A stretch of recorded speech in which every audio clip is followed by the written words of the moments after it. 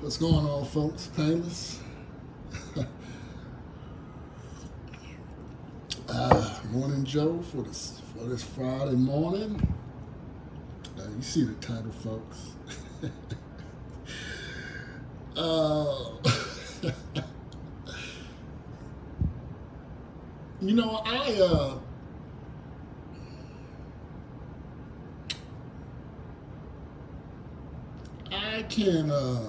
I can't really remember. I had a homeboy in fifth grade, and look, this is how I look at it. When we're in elementary, grade school, whatever, grammar school, a lot of girls are bigger than us, same size as us, fast or faster than us. I remember one time there was a girl, and her name was Monica Macmillan, and she was the fastest one in our class. A female, Monica Macmillan. She was the fastest out the boys and the girls. And I remember she had in hindsight, she had some big ass calves too for her age. And I remember I had a homeboy partner in the fifth grade, John, and had this other girl, Shaniqua. Shaniqua was bigger. She liked to run her mouth a lot. That sass, typical. And I remember she hit my partner, John, in the face. And when she hit him, he kind of stumbled back into the desk. And I remember we had all our desks. You remember how you used to do group stuff? Or the teacher be like, hey, y'all four put y'all's desks together, y'all three put y'all's desks.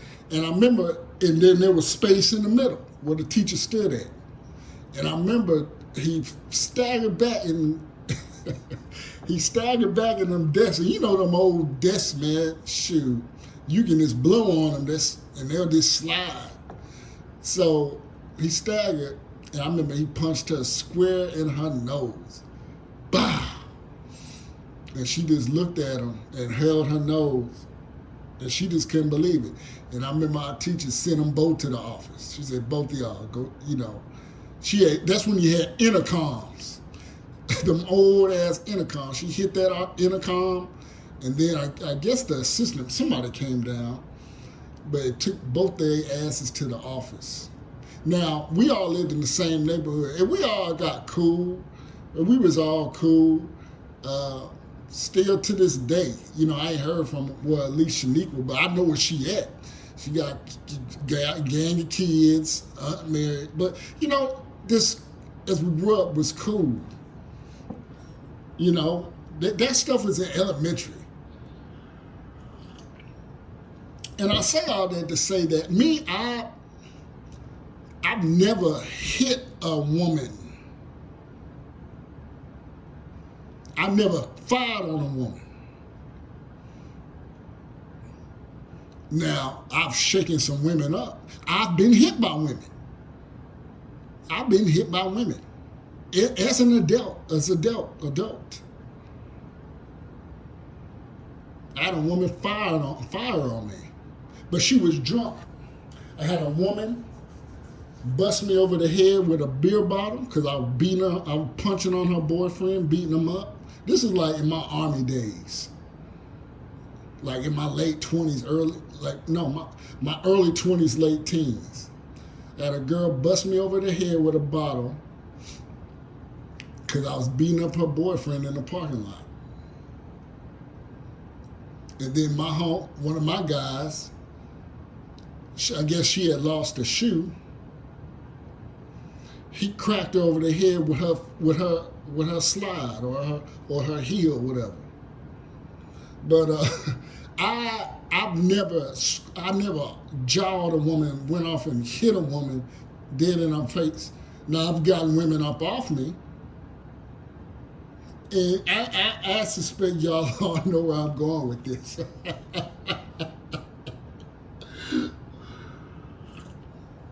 Let me tell you something, man.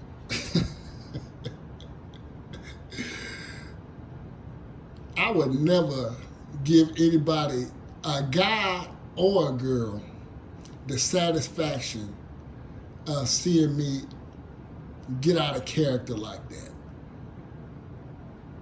Especially the success I would have or have. To make a woman like, and I'm talking about Tommy Sotomayor. I'm talking about Tommy. And I used to watch. I never really watched Tommy. I mean, he was just all over, and I was kind of indifferent. And you know, some of the stuff he said, you know, we always got lumped in together. Me, David Carroll, Tommy, but you know, me and Tommy never had a conversation. Tommy has mentioned me once that I can recall. This was years ago, though. But he's blown up. You know, I have no qualms with. Tommy's an entertainer. Tommy Sotomayor is an entertainer. Okay. He became very successful at that. And this ain't no slight against Tommy, nothing like that. I'm indifferent to Tommy.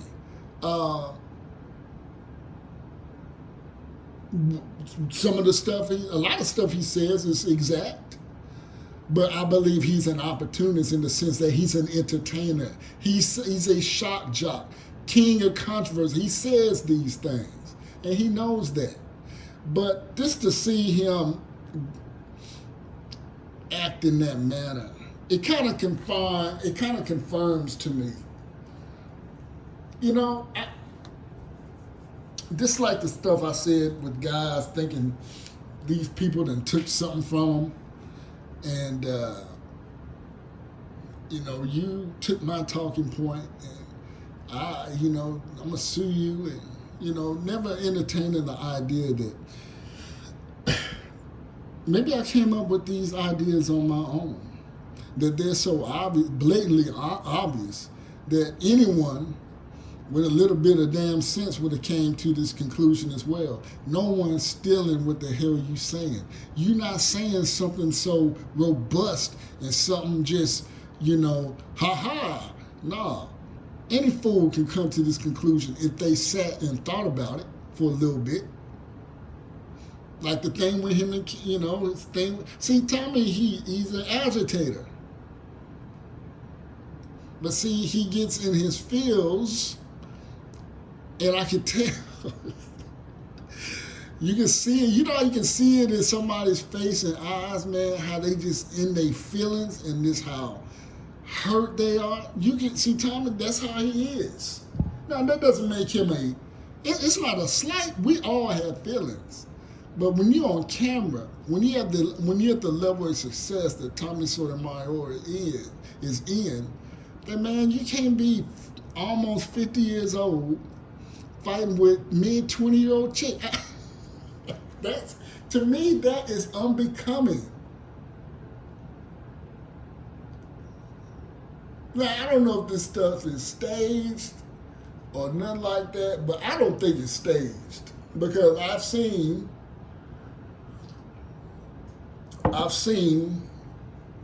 Tommy Sotomayor act in this manner before, to where it's easy to get under his skin. And, you know, guys like that, you know, when he was talking about the Kwame Brown,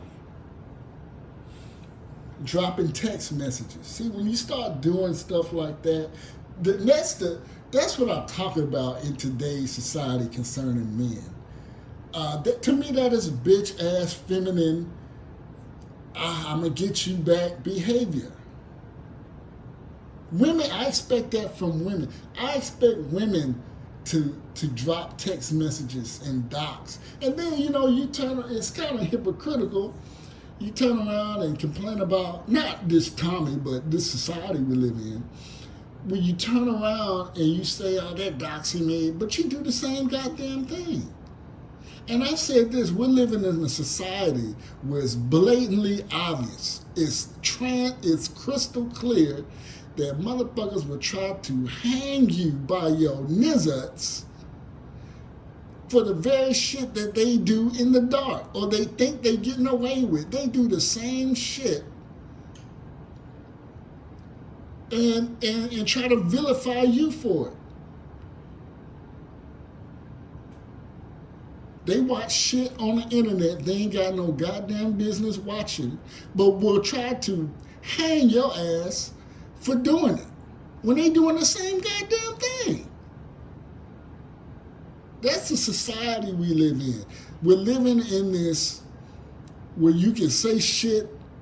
This is society we're living in. And it's always been there, but now it's just, ta-da, it's right here.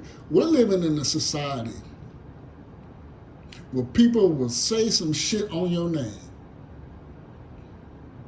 will speak shit about you, speak ill, and then when you don't say nothing, oh, why don't you say anything? And then when you say something, oh, why are you triggered? You know, that's the society we live in. A lot. That's why I don't take no. And a lot of these youngsters, and I'm young too. I'm just saying. See, I can hurt your feelings with my mouth. I can be real. You know, we all got an auntie or somebody like that can her mouth just cuts like ginsus. You know what I'm saying?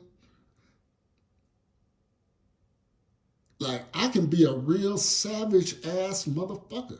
You know, it's what's so interesting. They say nobody shaming, no fat shaming, you know, but then try to be savage on the low at the same time. Like, either you're going to be a buttercup, pussy, sensitive ass motherfucker, or you're going to be with the business in terms of, clapping back when someone says something that's unfounded. You're going to be a savage or you're going to be a pussy. Which one? You know. But hey, we're living in a society where men think they're girls. There's no, I'm a fucking, I'm a collie today. I'm Lassie today. Okay, tomorrow, shit, I may be damn, the gecko. Who knows? Whatever the fuck I feel like. That's the society we living in. Fake savage, fake confidence. And these motherfuckers, they cry at night. You know? You got these people out here that cap on the internet. And, you know, mental health is real. But don't be a fucking tough guy talking shit and haha, my life is the shit, everything's great. And then next thing I know, you fucking slit your wrist or you jumped off a bridge somewhere. That's weak to me. That's fake tough, fake confidence. And that's the society we living in. But yeah, when I saw that situation with Tommy, I was like, you know, to me, I say it's unbecoming for a guy to gossip. Now, that's politics. That's not gossiping. But when a dude is, hey man, you heard about it? I like, in my head, I'm like, oh, he's one of these guys. Now, like I said, there's politicking. There's politics. And then there's straight gossip. Like, you know, don't come to me with business like that. I don't give a shit who's sleeping with who. Now, I expect that from women. But from guys, I don't want to hear that. And I don't roll with men like that, first off. But I have encountered men like that. And you should usually see that shit you did when you was, if it happened from a male. It was when he was younger, But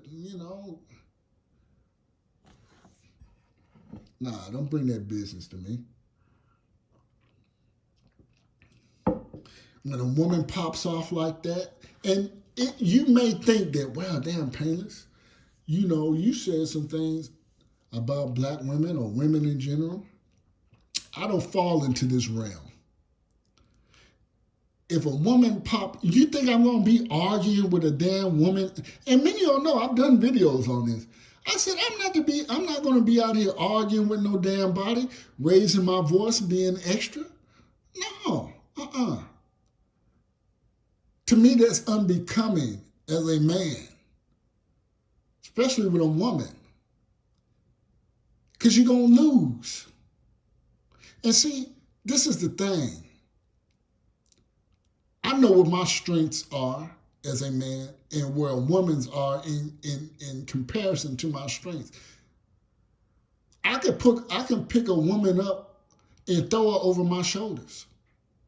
She can't do that to me, but she can beat me in a public argument. You know why? Because that's the status quo. That woman can be knocking me upside my head in a crowd full of people, and people just gonna watch. The one time I bow up and raise my hand, hey man, especially in the so-called black community, hey man, that's a female, man, hey man. That very simp ass, weak ass energy.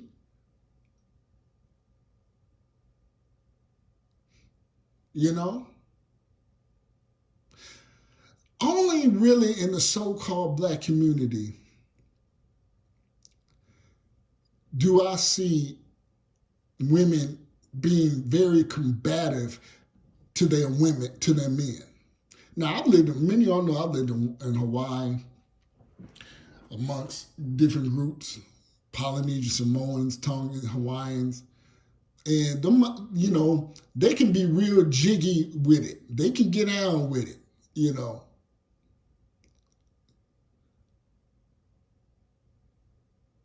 in terms of the business. I'm just saying, you see about 3 or 4 Samoans, and that's like equal to about 10 other dudes. But they're usually chill. They don't mess with you. Don't mess with them. They don't mess with you. But once you fuck with them, you probably got a little issue on your hands. I'm just saying. But I've never really seen a Samoan, and I've been to barbecues, I've been to nightclubs, and they like to drink and get a little rowdy too. But I've never seen a Samoan woman try to bow up in the face of another Samoan man like that. There's a pecking order, I've been with Hispanics, Puerto Ricans, Mexicans. I don't really see that too much with them. Bowing up, trying to fight and square off. But don't give me some white people, it's virtually non-existent. Okay? But in the so-called black community, this has been going on. Look, I'll say this. If you're a young black boy and you never been in a skirmish or had a bad experience with a young black girl, then you probably didn't grow up around black folks, or you just sat in the back and was quiet. That's my thing. But I believe that the reason for this is because the same reason why black people attack black people. They know that there's really no repercussions. This is why you have one white dude talk all type of shit to a group of black folks. And none of them black folks, they'll just bump their gums and won't say shit.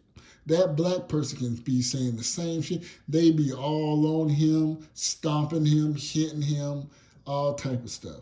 So and I say that because a lot of black sisters know that there aren't any repercussions for bowing up into the face of a black. But see, at the same time, a lot of sisters know who they can do and get away with that with. And I've said a lot of these manosphere guys, even Tommy Sotomayor, I don't know if he's a manosphere guy, but they have a lot of what I believe in a lot of these sisters' eyes, bitch-ass feminine tendencies. See, Women know they can do that shit with. Women know that who they can do that shit with, and that begs on the question of the guy.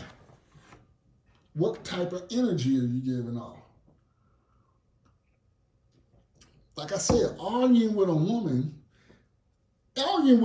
period, just ain't gonna help. And if a woman hit me in public, I'm not gonna hit that woman back. Not because I'm scared of these motherfuckers trying to do something. It's just I see. I know my dominance. It's like power. When you know you have power, you don't need to wield that shit all the time. You don't need to be up and be like, "Hey, you know I'm the boss, right?"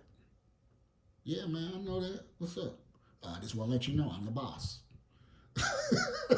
See, then in my head, I'm like, motherfucker, you ain't the boss of nothing. See, when you have to always let it be known, you really ain't doing shit. You ain't doing nothing. So to me, Tommy yelling at this girl, probably almost half his age, to me is a red flag.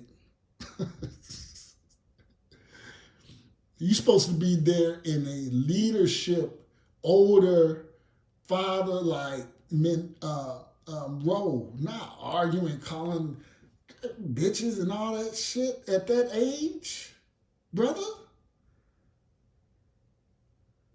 And then, when she put his hand, you could just tell Tommy, he just had, there was all that pent up anti-black woman rhetoric that he does.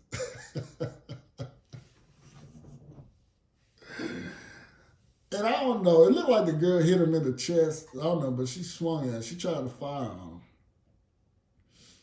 him. And then the real, just the real, the tone,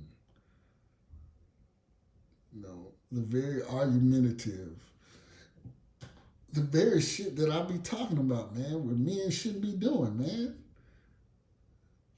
You should just say, yeah, up there, yeah, I don't know if he thought he was on the mic. Well, he was on the mic. I don't know if he thought he was by himself, but that young lady, irrespective of what she is, she an OnlyFans or whatever, she saw him as a bitch. And I don't use that word for men, but that's what she would call, she did call him that, And I just think it wasn't,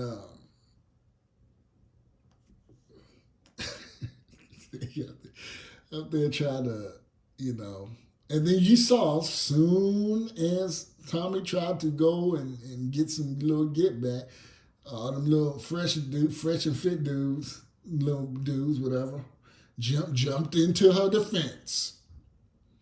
Now we can get into she was talking shit.